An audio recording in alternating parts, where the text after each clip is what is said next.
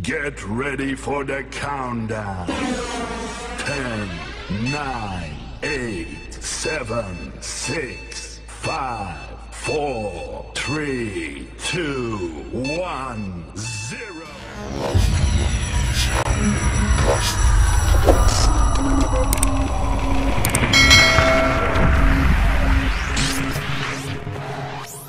Yang berbahagia, spesial Ananda tercinta, ternyata yang hadir pada acara ini orang-orang hebat adalah alumni SMA Negeri 8 Jakarta. Ibu berharap dengan kehadiran beliau bisa menginspirasi Anda bahwa Anda juga harus bisa. Apalagi Anda dilahirkan di zaman milenial seperti sekarang ini, semua serba terbuka, semua diberikan kemudahan, semua diberikan kebebasan untuk mencari informasi sebanyak-banyak mungkin, untuk mencari ilmu sebanyak-banyak mungkin.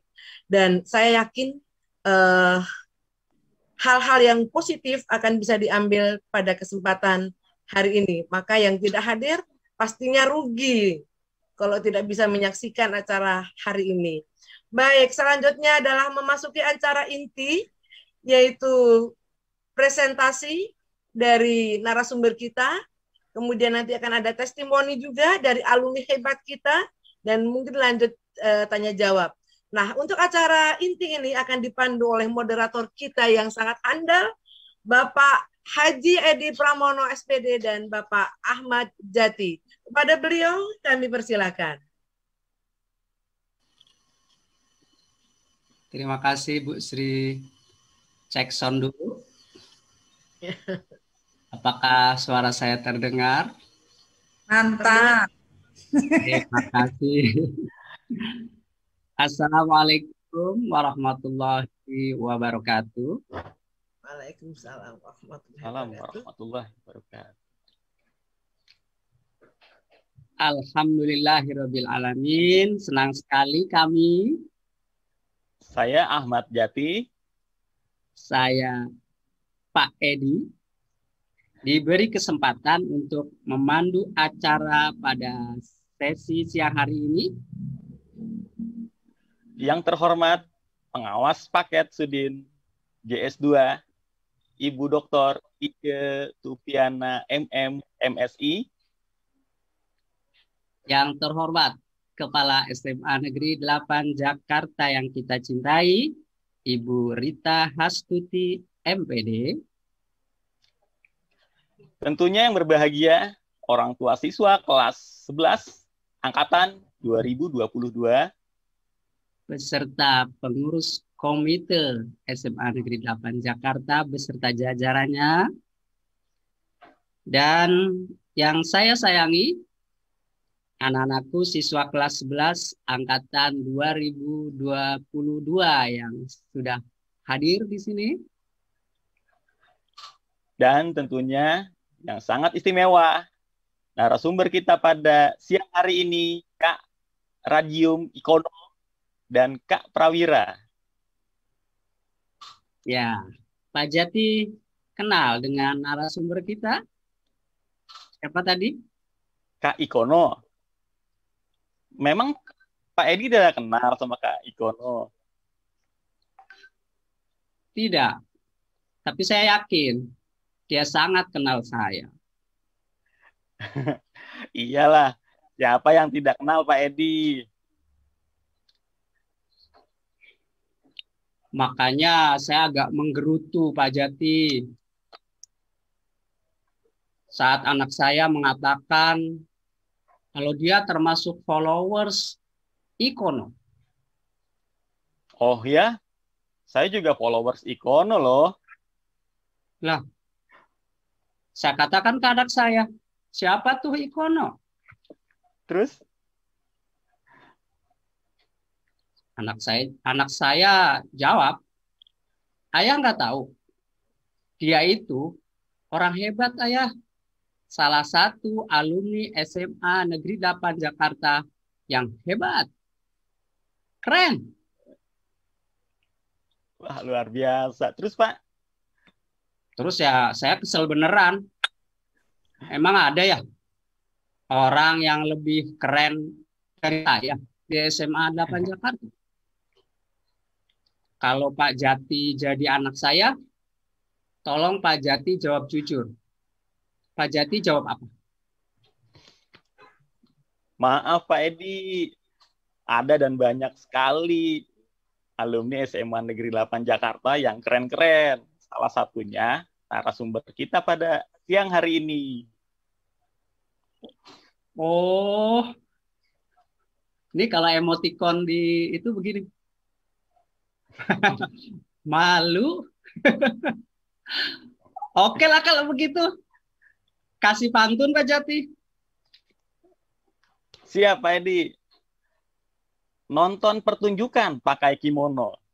Mari kita tampilkan Kak Ikono. Oke. Senyum-senyum aja Pak dari tadi saya ini Pak. Aduh, baik. Bismillahirrahmanirrahim. Assalamualaikum warahmatullahi wabarakatuh. Selamat siang. Yang saya hormati Ibu Ice, salam kenal Bu. Saya baru ini mungkin berjumpa ya dari Sudin ya. Ibu Kepsek, Bu Rita yang selalu penuh semangat ya. Kemudian saya cukup terkejut ternyata yang hadir di sini ini di luar dugaan saya pikir ya inilah siswa-siswa gitu ya. Ternyata guru-guru pun pada hadir nih. Saya jadi jujur saya grogi Bapak Ibu ya. Apalagi ada Pak Edi coba. Aduh. Gimana saya nggak grogi kan? Dulu saya sering dimarahin sama Pak Edi, Bapak Ibu.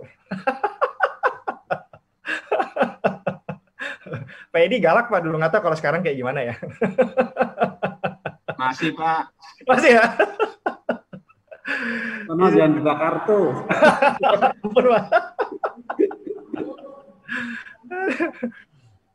Ini saya mau izin nyapa yang ini ya, mungkin banyak yang baru. Saya salam hormat saya buat Bapak Ibu yang mungkin saya ini apa namanya belum pernah berjumpa sebelumnya. Salam kenal.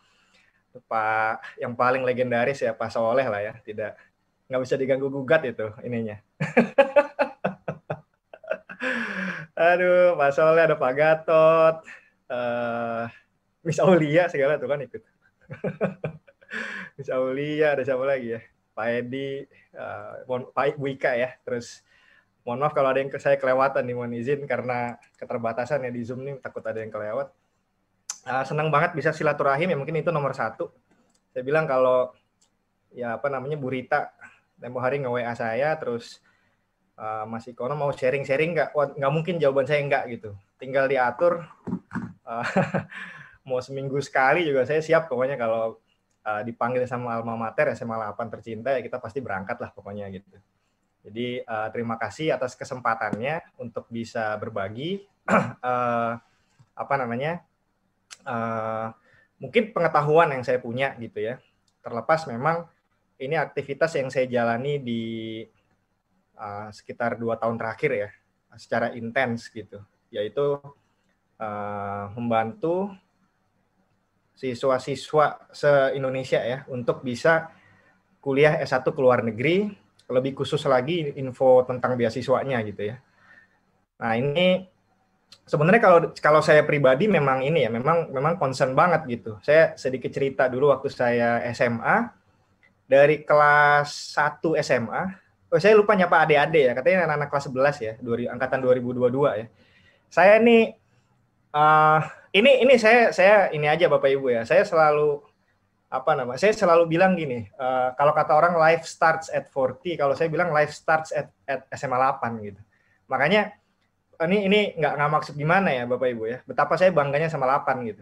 Di orang lain, di LinkedIn ya, mungkin kalau ada yang ini familiar LinkedIn, orang lain di LinkedIn itu mungkin nulis cuma kuliahnya di mana, start dari S1 gitu ya. Tapi saya tuh bahkan di LinkedIn aja, itu saya tulis SMA 8. Ya, saking saya merasa kayak, saya merasa berutang budi ya sama SMA 8, sampai bisa achieve hal-hal yang banyak dan besar, sampai di usia saya sekarang. Bahkan di PPT pun kemana-mana saya pasti tulis SMA 8. Ini nggak saya, karena wah ini kayaknya Ikono gara-gara ngisi di 8 nih, ditambahin ini gitu. Enggak, ini saya kemana-mana selalu ada SMA 8 di sini. Education. SMP ke bawah saya sebutin ya, mohon izin. Bukan cinta. Tapi ya kan kepenuhan ya kalau saya tulis. Tapi kalau saya nggak nulis SMA 8, saya merasa berdosa. Karena saya bilang, hidup saya ini mulai dari 8 gitu. Impian saya dulu untuk menjelajah keliling dunia segala macam itu ya karena ketemu sama senior-senior saya pada saat itu ya. Saya lulus 2006, mungkin buat perkenalan basic banget ya. 15 tahun yang lalu ya, waktu berlalu begitu cepat. Senior-senior saya dulu 2005, 2004, dari sejak saya kelas 10 tuh omongannya udah ke Jepang, ke Singapura, dan seterusnya, dan seterusnya. Saya belajar dari mereka, dan tentunya dari ini ya ilmu-ilmu motivasi yang diajarkan dari Bapak Ibu guru. Akhirnya saya memberanikan diri untuk pada saat itu bermimpi gitu ya, karena peluang untuk bisa kuliah ke luar negeri dulu nggak banyak. Teman-teman lain ngomongnya ITB, UI, ya gitu ya, katanya anak 8 kan bedol desa ke ITB gitu ya. Saya nggak bilang ke ITB itu jelek ya, bahkan saya malah dulu takut ya. Jangan-jangan saya kalau daftar ITB nggak lulus gitu. Zaman saya dulu namanya SNMPTN. Karena saya agak bandel Pak dulu, Ibu, paling malas belajar biologi saya dulu. saya selalu ngerasa berdosa dulu, guru-guru saya itu Pak Maulana, Pak Abdul Hamid, Bu kelas 3 tuh Bu Uti, udah pensiun ya. Bu Yus, walaupun nggak pernah ngajar di kelas ya. Saking takutnya saya kayak, aduh kayaknya kalau saya SNMPTN nggak lulus deh ke ITB gitu ya. ada alasan lain kenapa saya memutuskan untuk dari kelas 1 SMA saya pokoknya maunya ke luar negeri gitu. Nah, alhamdulillah terbuka jalannya, saya ke Singapura dapat beasiswa dari pemerintah Singapura ya. Kemudian itu membuka mata saya. Alhamdulillah saya apa ya istilahnya, saya jadi ketagihan gitu sama, oh ternyata dunia ini seluas ini. Saya bisa ketika saya kuliah itu jangan lupa di mute. Ya saya dulu waktu kuliah di Singapura, saya tuh pertama kali dibukakan mata kan gitu. Saya ke SMA 8 aja udah ketemu sama kawan senusantara gitu kan dari berbagai kota gitu. Tiba-tiba pas kuliah kena culture shock yang lumayan banget gitu. Teman sekelas saya dulu orang dari Vietnam, Singapura, Malaysia, India, China gitu ya. Gayanya anak 8 lah ya, yang kayak kita anak pinter lah gitu. Ya maaf lah dulu saya agak-agak songong lah ya. Bisa lah gitu ya. Itu saya tiba-tiba ditampar semester 1 ya. Saya lihat teman-teman saya yang dari Cina, saya masih santai, baru mulai kuliah, udahlah main-main dulu. Dia sudah ngetek tempat di perpustakaan, ngambil buku dari perpus itu, buku pelajaran ditumpuk setinggi ini gitu ya. Dia udah ngetek, itu pekan pertama kuliah. Yang saya aja dengerin dosen masih nggak ngerti dia ngomong apa. Yang bener nih orang itu. Jadi, itu seru banget tuh.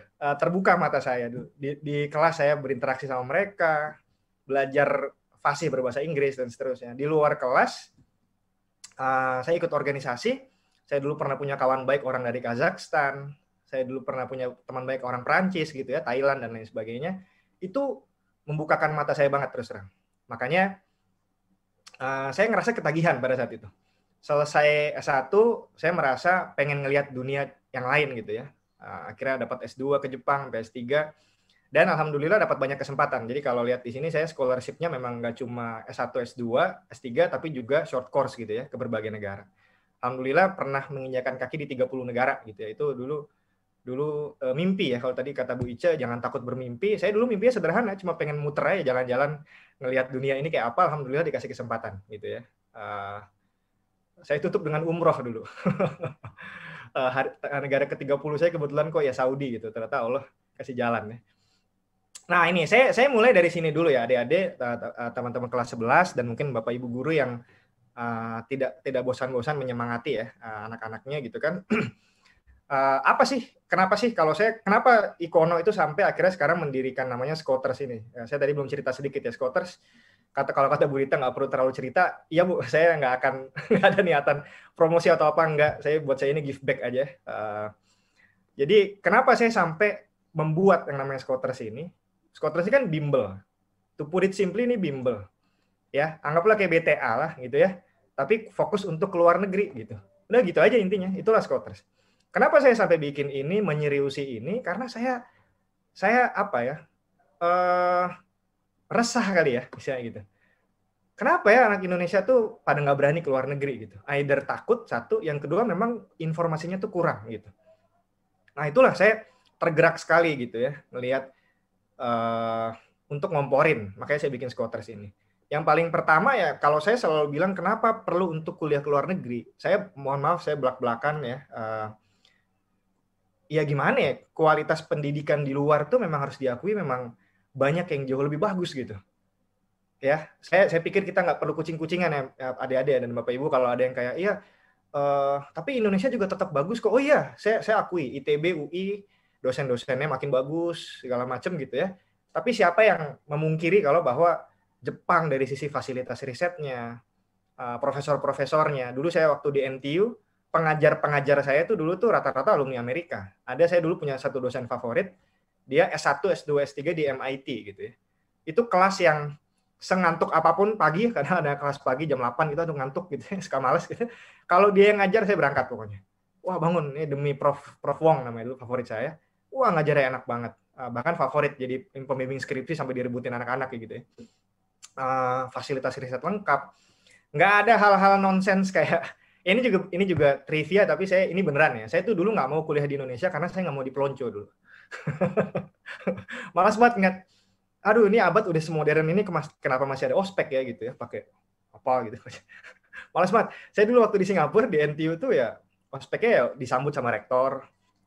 Sederhana lah, segala macem gitu ya, keliling kampus yang positif-positif, ya udah mulai kuliah, that's it gitu. Ya itu trivia, tapi menurut saya agak-agak kalau saya sih dulu hal yang cukup penting gitu pada saat itu gitu. Jadi yang pertama saya pikir kalau teman-teman adik-adik ini bisa dapat pendidikan yang kampus ranking top dunia nih, kayak ini saya hari ini sengaja ngundang Fatih ya biar saksi hidup lah, biar dia cerita sendiri nanti gimana ceritanya dia sekarang dia udah bingung mau pilih kampus yang mana gitu ya.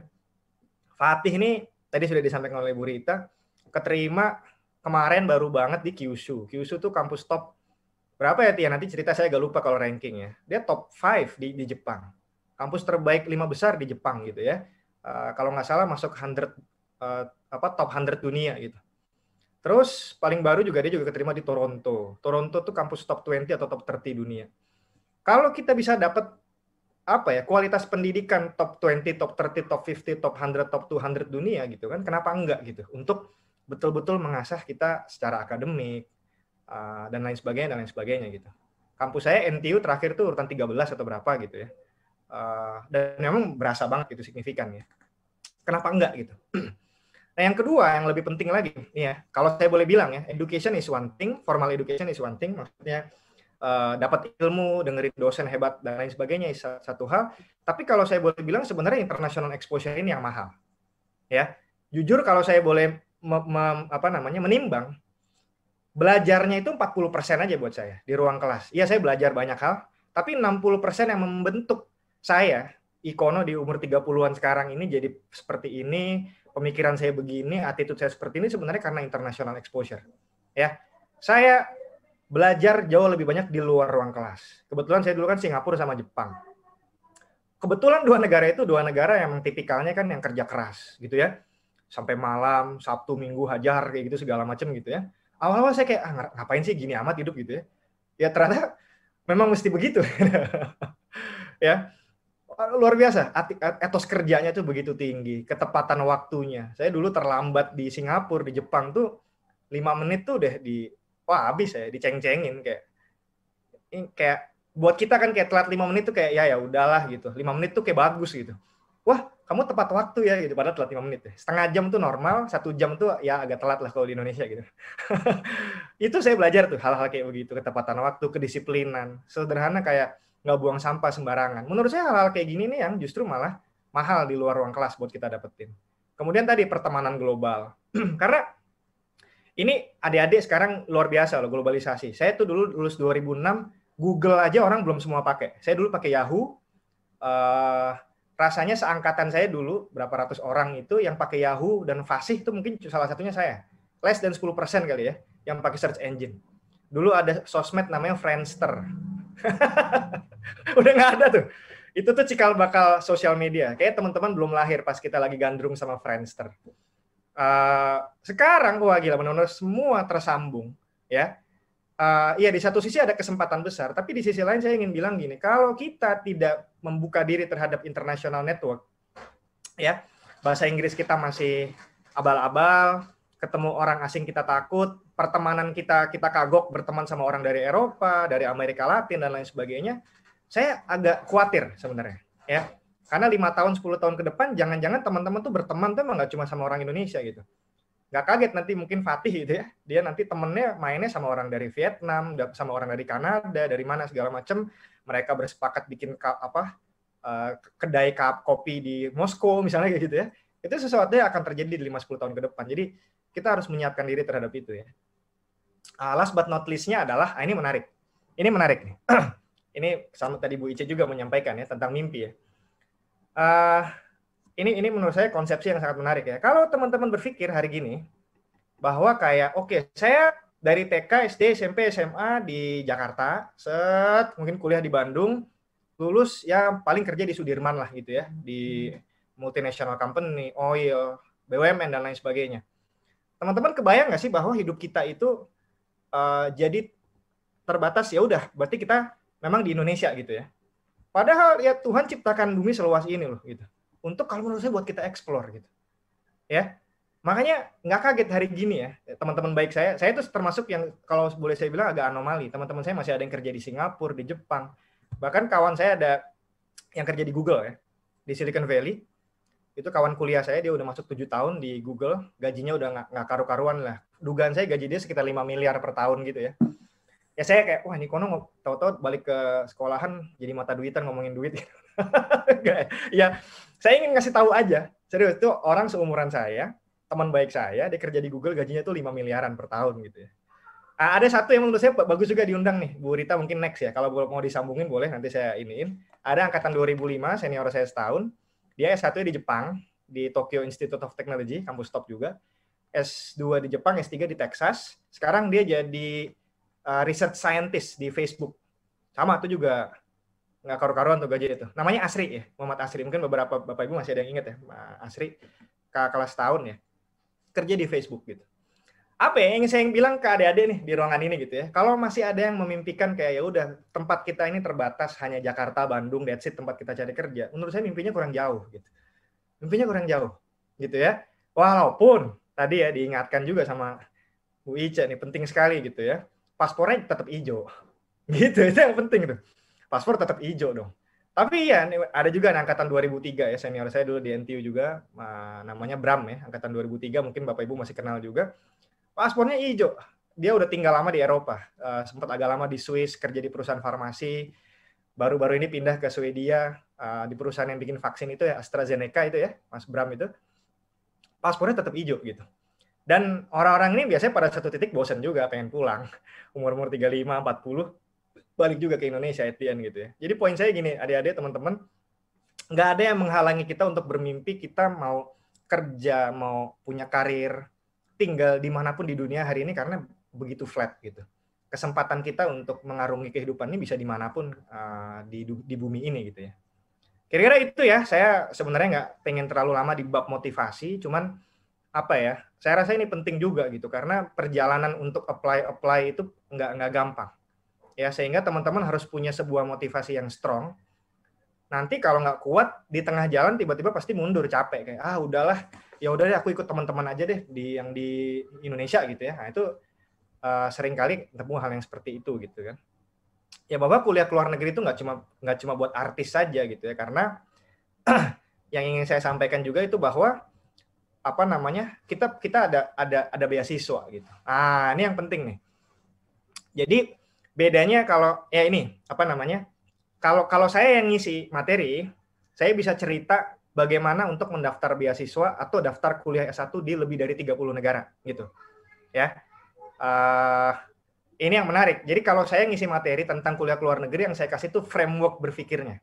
Bukan spesifik kayak misalnya, Kak Iko gimana sih caranya untuk bisa kuliah ke kampus X di Jepang misalnya, atau misalnya kampus Y di Kanada gitu ya.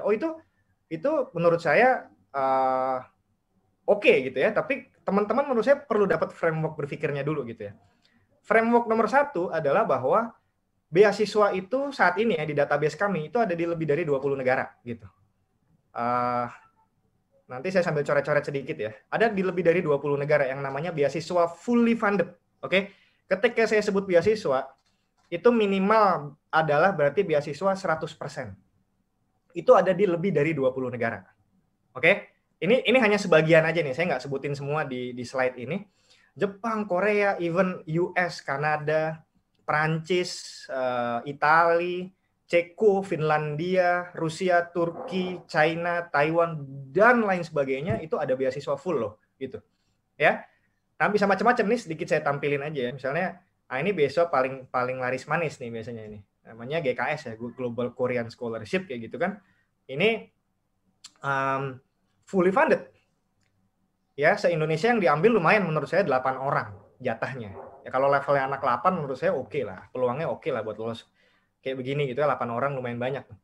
Ini dibayarin full. Uang kuliah ditanggung, dikasih biaya hidup per bulan 10-12 juta, dibeliin tiket pesawat dan seterusnya.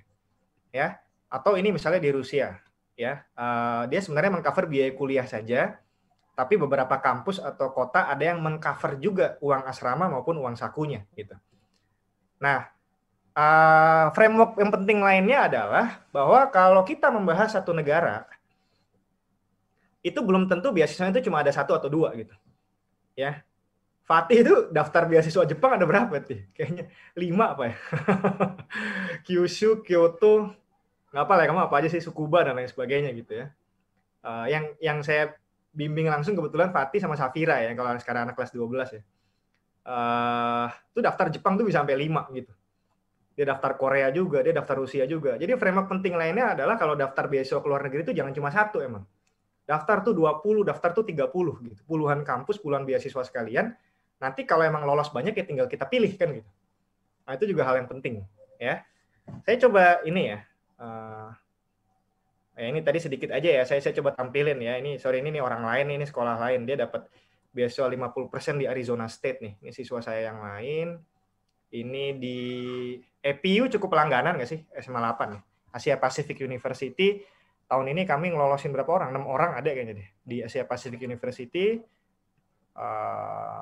Ini mungkin ada juga nih yang saya suka bilang nih permata yang suka luput ya, yaitu Hong Kong. Ya.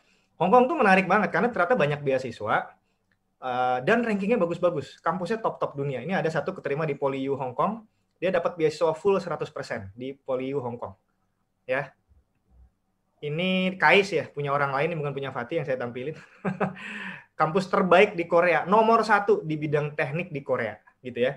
Itu KAIS. Ini tadi pagi baru banget nih ada yang keterima di UBC, University of British Columbia di Kanada. Ada beasiswa juga, tapi dia masih nunggu scholarship ya. Nah, ini si Fatih nih. Kyushu ya, Max. Nanti mungkin dia bisa cerita sendiri pengalamannya dan lain sebagainya. Jadi kalau kita mau ngomongin beasiswa, ampun banyak banget. Banyak banget ya. Saya coba kasih gambaran sedikit di sini ya, sambil coret-coret. Saya seneng oret-oret di ini ya, di apa namanya? Zoom whiteboard. Jadi kalau mau nanya beasiswa, negara mana aja di dunia ini yang ada beasiswa full atau 100% SPP gitu ya. Itu Singapura, Brunei, Jepang, Korea, nggak pakai angka deh. Singapura, Brunei, Jepang, Korea, Taiwan, China, dari yang dekat dulu ya, India, Rusia, Turki. Ya kita tuh sampai nemu negara-negara unik kayak Makau tuh ternyata ada full ini ya, scholarship loh. Terus Azerbaijan agak unik ya. Dia punya full scholarship juga. Turki, Rusia udah, ya agak jauh ya, US, Kanada, UK, Cambridge sama Oxford aja ya yang ada ya. Ceko, Finland, Italia, sampai yang sebenarnya Timur Tengah itu juga banyak ya. Tapi saya nggak yakin anak 8 mau belajar. Kalau syariah ya, saya skip yang syariah deh. Sebenarnya ada mau di Al Azhar bisa, di Madinah bisa segala macam. Tapi kalau yang non syariah, Emirat Arab, Qatar, Saudi itu juga ada beasiswa kayak gitu-gitu ya. Jadi sebetulnya negara yang provide beasiswa tuh sebanyak ini ya, adik-adik kelas 11 ya, Bapak dan Ibu guru. Jadi apa ya? Nggak ada alasan sih menurut saya untuk nggak nyobain gitu. Saya dari dulu berpikir kayaknya harusnya anak 8 tuh. Angkatan saya dulu yang keluar negeri itu nggak nyampe 5 orang. Ya, saya 3 orang ke NTU, 1 ke SMU Singapura, 1 atau 2 ke Belanda gitu-gitulah. Selalu kurang dari 10 gitu. Saya berpikir harusnya anak 8 tuh mestinya paling nggak 50 gitu. Yang keluar negeri gitu. Anak pinter-pinter, anak 88 hebat-hebat tuh mestinya bertebaran di mana-mana gitu ya. Impian saya dari dulu kayak begitu, pengen ngomporin sebenarnya.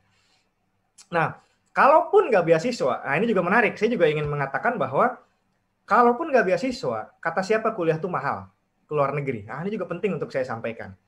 Ya, saya kasih tahu misalnya Jepang ya. Jepang itu kuliah tuh, saya kasih kata cuma ya, cuma 70 juta per tahun. Ya, yang mana peluang kita untuk dapat setidaknya misalnya dipotong 50% tuh gede sekali. Beasiswa 50% aja, itu kita cuma bayar 35 juta per tahun. 35 juta per tahun kan ya maaf menurut saya tipis-tipis lah, beda-beda sama kuliah di ITB lah kalau menurut saya. Gitu loh. Yang murah-murah lagi sebetulnya kalau kita bicara masalah murah aja ya, Turki tuh gila banget ya. Dia tuh biaya kuliah itu bisa cuma 700.000 per semester. Per semester loh ya. Bukan per bulan loh ya. Jadi orang kaget pas saya ceritain ini kayak, lah murahan kuliah di Turki daripada di Indonesia. Iya benar. Murahan kuliah di Turki. Kualitasnya udah kualitas Eropa gitu kan Turki itu. Banyak saya bisa cerita ini bisa banyak banget. Ada kampus menarik banget di Belgia. KU Leuven. Ada kawan baik sekarang. Saya lagi S3 di sana ya. Anak 8 juga, angkatan 2006. Itu dia uang kuliahnya tuh cuma 30 juta per tahun. Di Belgia. Dan ini kampus top 50 dunia nih. Top 50. KU Leuven. Ya. Nah, kayak gini-gini nih menurut saya harusnya adik-adik dan orang tuanya mestinya lebih terbuka. Sehingga apa ya? Saya nggak bilang makanya gini. Kalau saya sih mungkin firm saya bilang kayak mendingan keluar negeri lah sekalian. Tapi namanya pendapat orang kan beda-beda ya. Saya tuh cuma satu objektifnya. Saya cuma pengen adik-adik ketika memutuskan itu pembandingnya tuh memang banyak gitu. Jadi ketika memutuskan ya udah finally saya tetap pilih UI. Itu dengan sadar bahwa memang kayak saya udah tahu kok di Jepang ada beasiswa, Korea, Eropa segala macam. At the end setelah saya pertimbangkan dengan matang-matang saya tetap pilih UI gitu misalnya. Oh itu fine gitu. Tapi yang saya agak sedih kalau informasinya nggak dapat gitu loh. Informasinya nggak dapat, akhirnya ya udah saya di Indonesia aja gitu. Padahal kalau tahu kayak gini mendingan saya keluar negeri aja. Itu saya sering banget dengar hal seperti itu gitu ya. Jadi menurut saya tips dari saya ya kepada adik-adik semua, yuk kita nomor 1 tuh kita harus memfamiliarkan diri terhadap ragam pendaftaran di kampus luar negeri dan seterusnya kayak gitu ya. Selanjutnya mungkin terakhir ya dari saya lebih ke teknis ya sekarang ya. Apa sih yang perlu disiapin ya? Fatih juga bisa cerita sedikit ya tentang ini ya. Apa yang perlu disiapin? Basically kalau saya boleh bilang memang yang nomor 1 yang paling penting itu ya, itu adalah bahasa Inggris. Itu IELTS atau TOEFL IBT. Ya. Kalau IELTS tuh ya kayak Fatih gitu udah enak banget ya. Dia dapat IELTS-nya 8. Itu mau daftar kemana-mana tuh udah enak banget gitu ya. Berikutnya saya juga highly recommend teman-teman untuk prepare namanya SAT ya. SAT itu sebetulnya ini ya tes yang lebih banyak tadinya dipakai untuk mendaftar ke kampus Amerika, namun belakangan trennya adalah kampus-kampus dunia lainnya juga require SAT ya. Ya kalau segila Fatih gitu sih saya kaget banget ya dapat skor kemarin 1550 gitu ya. Nggak usah ngikutin dia segitunya juga sebenarnya oke. Maksudnya SAT kalau saya boleh bilang di atas 1400 tuh good enough lah. Atau di atas 1500 tuh udah good enough gitu. Ya, selebihnya dokumen-dokumen tuh penting sekali. Esai, ya nanti kemudian bakal diminta juga surat rekomendasi dari kepala sekolah gitu ya Bu. Terus mungkin guru BK atau apa, school profile. Kalau school profile nggak ragu lah harusnya SMA 8 gitu kan. Ada yang minta CV. Ini kayak gini-gini nih sebenarnya penting. Jadi di luar negeri itu Bapak Ibu, adik-adik semuanya, penilaian tuh nggak cuma dari nilai. Kira-kira itu. Ya, walaupun ada yang kayak emang dia gravity-nya ke nilai banget, ada ya kampus yang kayak begitu. Tapi banyak sekali kampus yang dia ingin menilai aplikan secara holistik gitu. Saya mau melihat bagaimana dia menulis pendapat dia tentang masa depan tuh seperti apa dari esainya misalnya kayak gitu. Habis itu ada interview. Nah, interview ini unik-unik gitu ya. Ada yang one-on-one interview, ada yang 1 lawan 2, 1 lawan 3. Kemarin yang paling seru Fatih itu di HKUST ya. HKUST itu ternyata modelnya itu group discussion. Jadi dia sama kandidat dari negara lain diadu dikasih satu topik gitu. Habis itu berdebat kayak gitu ya. Ada juga model interview yang kayak begitu. Ini juga bagian yang penting. Menurut saya, mohon maaf, sepinter apapun, juara olimpiade internasional kayak apapun, tapi ketika pas interview dia gelagapan, nggak bakal lolos. Gitu. Ini part yang sangat penting juga untuk dipersiapkan. Sama last but not least-nya, hanya segelintir kampus yang dia ada tes ujian masuknya. Gitu. Contoh NTU, NUS, ya agak rese emang NTU, kampus saya dulu tuh dia masih sampai hari ini masih pakai ujian masuk. Beasiswa Max Jepang tuh ada ujian masuknya, Mitsui Busan tuh ada, atau ada beasiswa di kampus Rusia namanya Innopolis University, itu dia juga ada tes masuk. Udah paling ini, nggak ada mungkin ada yang saya keselip gitu ya, tapi ini aja. Selebihnya, nah ini yang menarik nih buat adik-adik ya. Kalau saya bilang kuliah ke luar negeri itu enaknya karena banyak yang nggak pakai ujian masuk gitu. Udah nih 1, 2, 3, 4 aja sebenarnya kita udah daftar bisa banyak banget gitu ya. Unless emang kayak, wah pokoknya ngincer NTU banget deh gitu ya, lain cerita. Ya. Jadi, kadang saya mikir kayak, nggak perlu ribet-ribet belajar UTBK, SNMPTN gitu. Udah keluar negeri aja. Yang diminta ini doang, lebih simple gitu ya kira-kira. Kalau saya yang suka ngeprovok ya, adik-adik tuh. Sama yang kedua, ini menarik nih, kalau ini luar negeri versus SBM atau UTBK gitu ya. Yang kedua, lihat tuh, Fatih dan mungkin kalau ada yang lain yang keterima ya, itu pengumuman tuh di bulan-bulan, jadi kelas 12, semester 2, bulan-bulan Februari, Maret, kayak sekarang-sekarang ini udah pengumuman. Jadi orang lain masih, wah ini daftar ke sini, daftar ke situ, apa segala macam. SBM agak cepat juga ya, SBM yang ini kan, SBM dokumen ya, apa sih namanya itu? SNMPTN. SNMPTN ya Bu ya, saya punten, SNMPTN undangan ya, nah, itu kan juga agak cepat. Tapi selebihnya ya pengumuman luar negeri itu juga relatif cepat. Februari Maret tuh udah pengumuman ya, alhamdulillah kita sudah bisa secure tempat sehingga lebih lega gitu kan. Mungkin kelebihannya itu.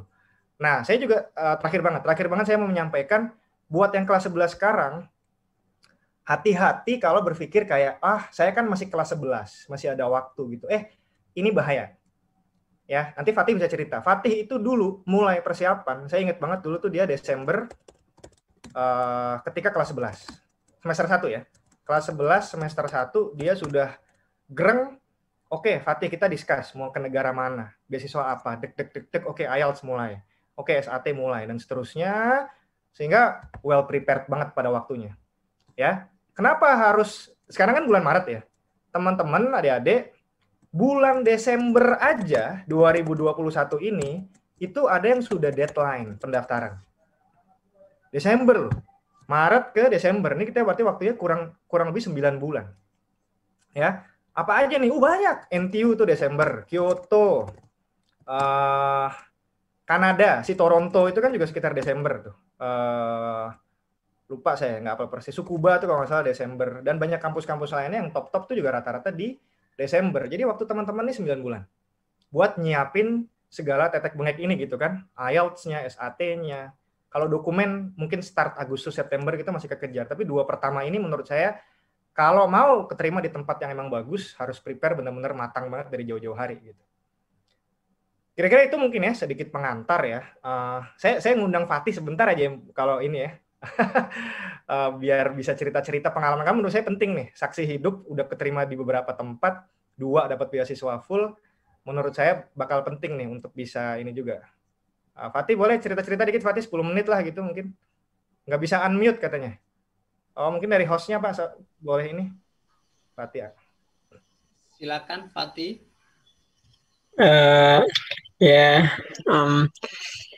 Makasih buat kesempatan buat bisa ngomongnya. Mau kenalin, aku Fatih, sekarang kelas 12 di SMA 8.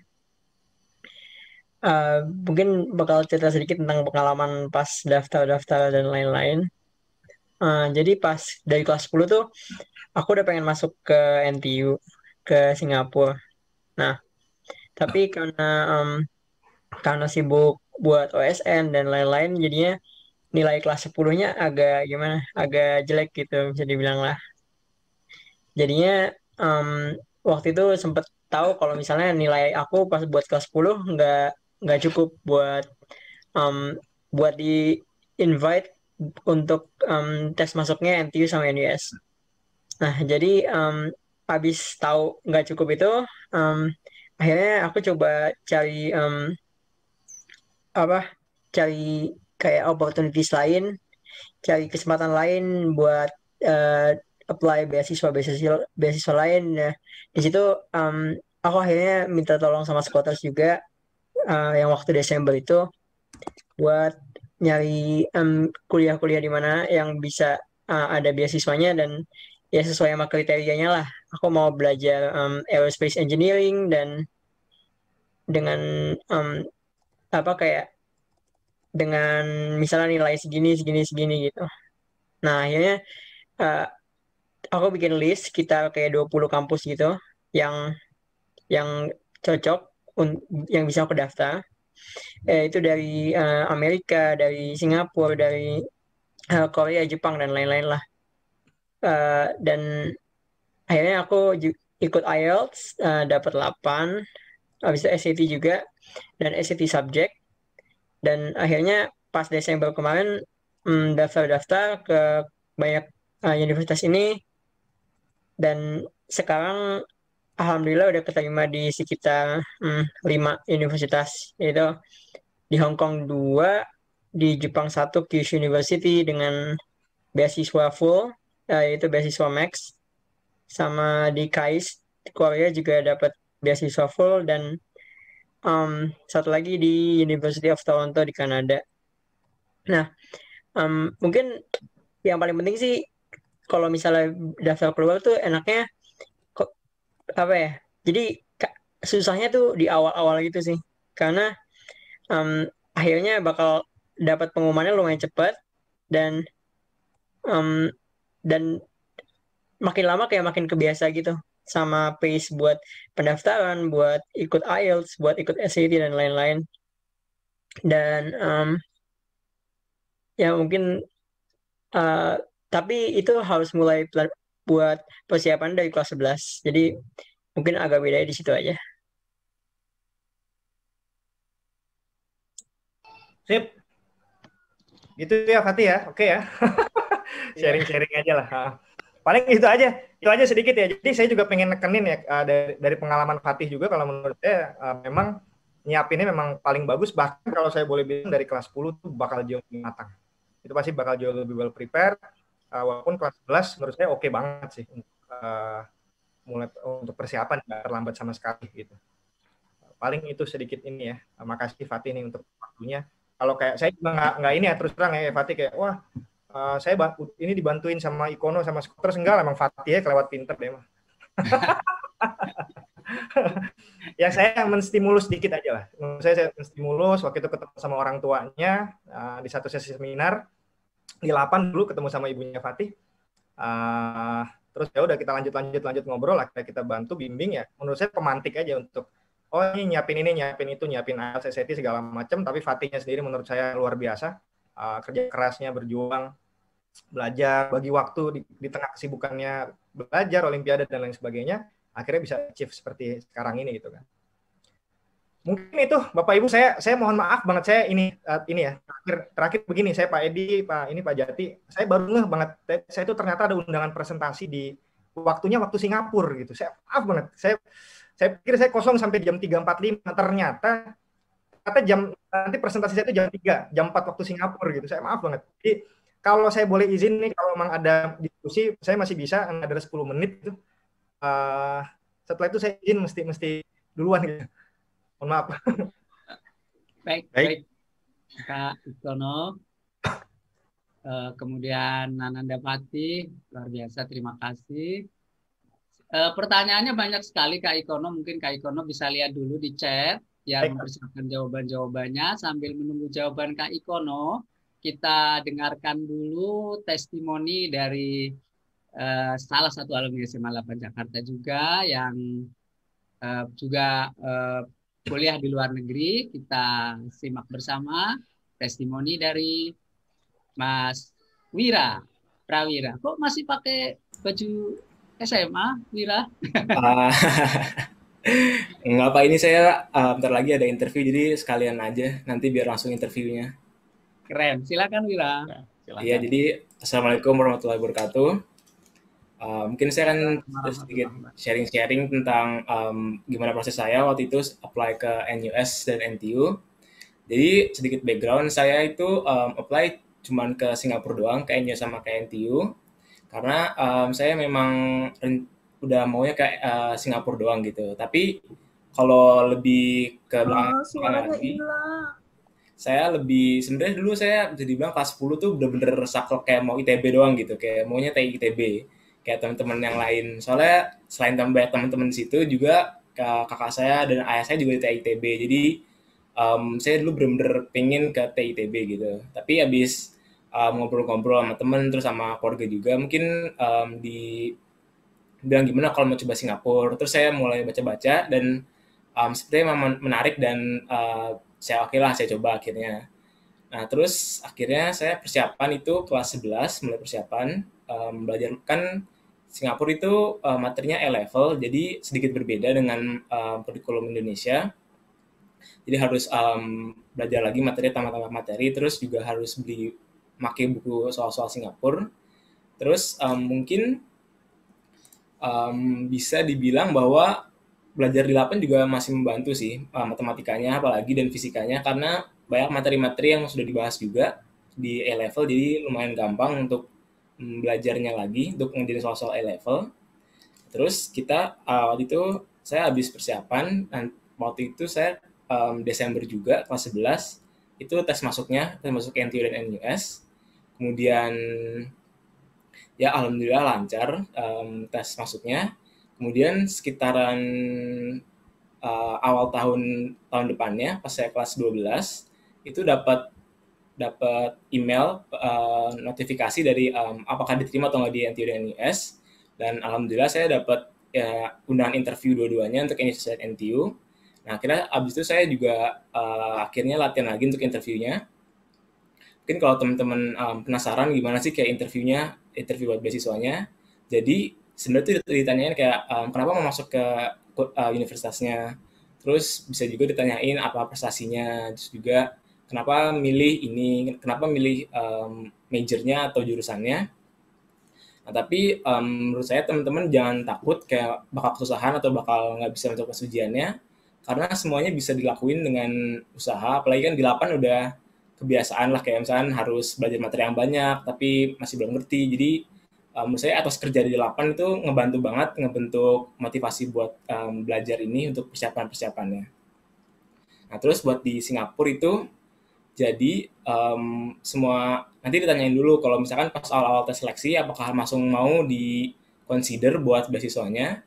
Kemudian di Singapura juga ada 2 tipe beasiswa. Yang pertama itu yang hanya 50% dari Kemendikbud Singapurnya. Jadi dia cuma bayar 50% dari tuition fee, namun sisanya harus bayar sendiri. Dan tipe keduanya itu ASEAN Undergraduate Scholarship, itu yang yang bisa dibayar 100% dan dikasih juga uang saku. Nah, kalau buat interviewnya itu interview yang untuk yang 100%, sedangkan yang 60% itu langsung diseleksi dari nilai hasil seleksinya, jadi nggak usah pakai interview. Oke. Mungkin segitu aja sharing dari saya. Baik, Prawira, terima kasih, sukses terus ya. Sukses terus, Prawira, Satya Dharma. Iya. Ya baiklah, mungkin karena sangat banyak sekali pertanyaan yang masuk, jadi mungkin dipilih aja nih Kak Ikono untuk pilih satu pertanyaan dan untuk menjawab pertanyaan dari forum yang hadir di sini. Silakan Kak Ikono untuk merespon pertanyaan yang sudah masuk. Saya ini aja ya, secara umum aja yang mungkin nggak apa-apa, saya jawab beberapa. Ini ada yang masuk kayak Mesir dan Arab ada nggak beasiswa? Ada ya. Kalau Mesir syariah, kalau yang Arab ada non syariah juga ada. Nilai rapot untuk NTU, NUS, HKUST. Sebenarnya nggak ada minimum kayak gimana gitu ya. Cuman kalau saya boleh bilang aman-amannya kalau mau dapat beasiswa agak bagus paling nggak 85 sih menurut saya. Paling nggak ya rata-rata. Kalau mau top banget memang harus di-maintain di atas 90 begitu kira-kira. Minta contoh esai, minta sama Fatih lah tuh. Kak, kenapa siswa 8 angkatan 2022 agak ragu ke PTLN? Ini saya nggak bisa jawab lah kalau ini mah ya. Rapor anak kelas 10 matematika aja banyak yang kurang bagus. Ya sebenarnya ini juga penting, mungkin pentingnya duduk bareng seperti ini dengan pihak sekolah gitu ya. Jadi memang nilai rapot itu agak berat ya kalau seandainya misalnya kayak standarnya ketat banget segala macam, itu sebenarnya agak mempersulit siswa, Bapak Ibu, kalau saya boleh saran gitu ya. Karena seleksi pertama tuh yang dilihat tuh nilai rapot biar gimana pun gitu. Jadi nggak tahu saya kalau bisa ada kebijakan dari pihak sekolah yang mungkin arahnya bukan berarti ngatrol nilai atau apa gitu ya, tapi mungkin jangan terlalu ketat kali lah, barangkali istilahnya begitu. Terus ya kalau kenapa agak ragu ke PTLN, moga-moga dengan presentasi saya tadi bisa jadi lebih yakin. Kalau udah ada TOEFL perlu IELTS nggak? Pilih salah satu aja, IELTS atau TOEFL IBT. Iya, paling itu kali ya. Kayaknya udah hampir kejawab semua ya. Saya izin, mohon maaf banget ini, saya mesti move nih. Aduh, ini salah di saya. Moga-moga ada kesempatan lain ya, kita bisa berdiskusi. Saya salah lihat waktu bener deh, karena undangannya itu masuk jam Singapura. Saya lihat waktu gitu ya. Saya mungkin gini aja, saya menawarkan begini. Kalau misalnya ada yang ingin diskusi lebih lanjut, ya, kami dari Skotres maupun dari saya pribadi ini memberikan kesempatan untuk konsultasi gratis lah istilahnya. Ya, siapapun boleh, asal paling ditemenin sama orang tua gitu, paling persyaratannya. Ya, ini silakan, saya udah share. Tuh dari ada yang share ya. Silakan, boleh ini nanti diisi segala macam. Saya pastikan semua kalau anak 8 nggak akan diseleksi lah, free consult ini semua pasti saya buka ya. Jadi kita bisa discuss lebih lanjut gitu ya, teknis, benar-benar per anak maunya ke negara mana, kondisi saya saat ini gimana, segala macam itu nanti bisa lebih detail, bisa jadi ketemunya sama saya atau mungkin tim saya yang lain gitu ya. Mungkin itu kira-kira ya sedikit ininya. Mohon maaf banget, saya nggak enak banget nih, pengen banget lanjut, tapi kesalahan saya nih, saya lihat waktu. Saya pamit duluan, Bu Ica, Bu Rita. Udah dipanggil banget nih saya ini. Maaf banget. Baik, terima kasih banyak Kak Raidul Ikono, sukses untuk karirnya. Dan tadi kita sudah luar biasa sekali menyimak motivasi sekaligus informasi terkait kuliah beasiswa 100% dan kemana saja negara-negara yang tentunya berpeluang, yang perlu dilirik juga ya, seperti Hong Kong dan ada beberapa juga negara lain. Sambutan juga pengalaman yang disampaikan oleh Prawira dan kakak kita dari Fatih. Baiklah Pak Edi.